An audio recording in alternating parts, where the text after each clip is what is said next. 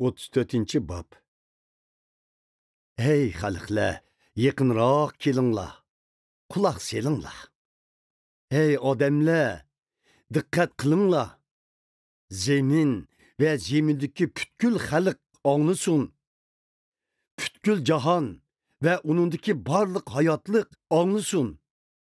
Parvardigor barliq xalqlarga va ularning qo'shinlariga g'azablandi.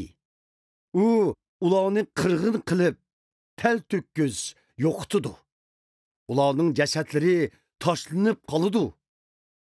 Ularning jasadlari sesib ketadi.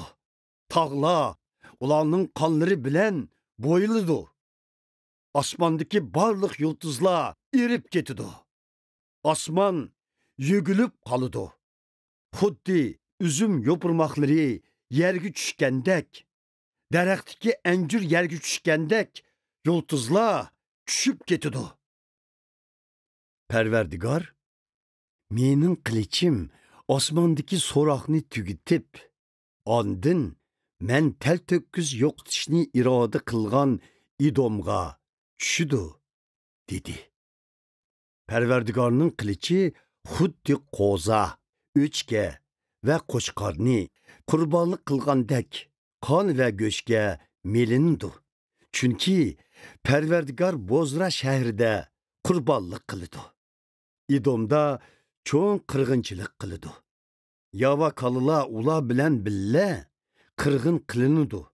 G'o'zaylarimi buqlar bilan billa o'ltirildi. Ularning zemini qonga bo'yildi. Tuproqi go'shtlarning yig'iga to'lib ketdi. Parvardigor qisos oladigan kunni bekitdi. Bu Sion tegi uchun elingan intiqom. Idomning iqillari qor mayga to'lidi.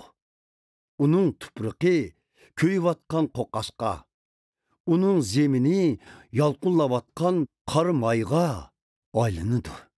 Kech kunduz to'xtamay kuyidi. Uningdan tarqagan islar üzülmeydi.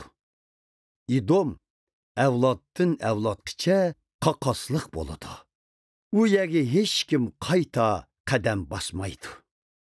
Çöl quşları və kirpilər u yerlərə makanlaşıdı. Qağı quzğullar u yerlərini makan qılıdı.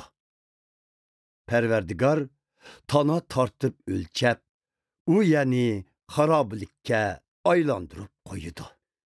Bu yergi padşahlıq qılğıdək birər isilzadı adam çıxmaydı.